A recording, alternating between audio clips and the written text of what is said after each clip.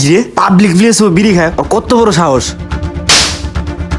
এই বেয়াদব ছেলে, তুই যে পাবলিক প্লেসে দাঁড়ায় দাঁড়ায় বিড়ি খেতেছস, এটা কি বিড়ি খাওয়ার জায়গা? তোর মা বাবা কি কোনো শিক্ষা দীক্ষা দেয় নাই? এখানে একটা হসপিটাল, এখানে একটা কবরস্থান, এখানে ময়মুরব্বীরা দাঁড়ায় রয়েছে, এখানে বাচ্চা কাচ্চা ঘোরাফেরা করে। এটা পাবলিক প্লেস, এটা কি বিড়ি খাওয়ার জায়গা?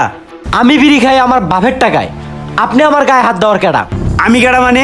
আমার তোর চেনা লাগবো না, আমি একজন সাধারণ পাবলিক। তুই জানোস না সরকার থেকে ঘোষণা করে দিছে স্কুল কলেজ মসজিদ মাদ্রাসা পাবলিক প্লেসে বিড়ি খাওয়া নিষেধ। তুই কোন সাহসে বিড়ি খাস? এই কাকা, আপনি যে আমার থাপড়টা মারলেন, এই থাপড়টা যায় মেডিকেলের সামনে যে চায়ের দোকানদার বিড়ি বেচতে আছে ওই দোকানদারের আগে একটা মাইরে আসেন।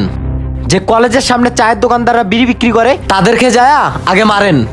আমাদের মতন পোলাপান যারা পাবলিক প্লেসে বিড়ি খায় তাদেরকে মারার আগে ওদেরকে মারা উচিত যারা পাবলিক প্লেসে বিড়ি বিক্রি করে। সবার আগে কারে মারা উচিত জানেন? যারা এদেশে পাবলিক প্লেসে বিড়ি বিক্রি করার পারমিশন দিছে, আবার আইন তৈরি করছে ওদেরকে।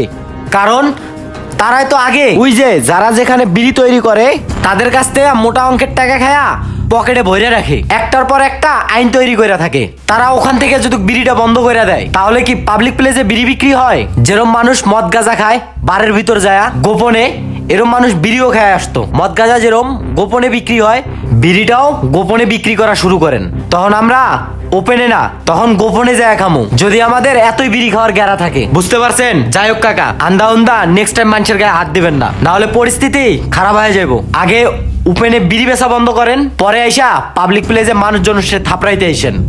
বুঝছেন? থাকেন, মুরব্বি দেখা কিছু করলাম না।